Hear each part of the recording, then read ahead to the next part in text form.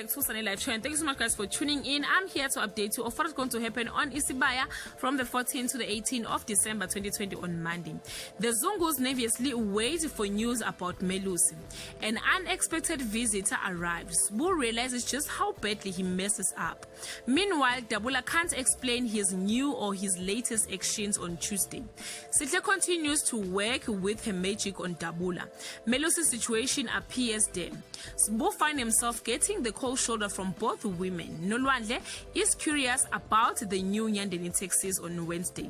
Dabula shocks the council with a big announcement. Former enemies begins connecting over their shared hate. Ndwende finally reaches her breaking point and makes a big decision on Thursday. Kapela and Saddam get into a scuffle. Meanwhile, Dabula makes a drastic announcement about Sitle's new role in the chieftaincy. Mkabayi over here, Sibongile makes a shocking confession while arguing with Bihlangeni. On the Friday, Mkabayi confronts Sibongile about her transgression. Bihlangeni and Fenyang get a surprising news. Nolwande finds herself a collateral damage of Kapela's jealousy.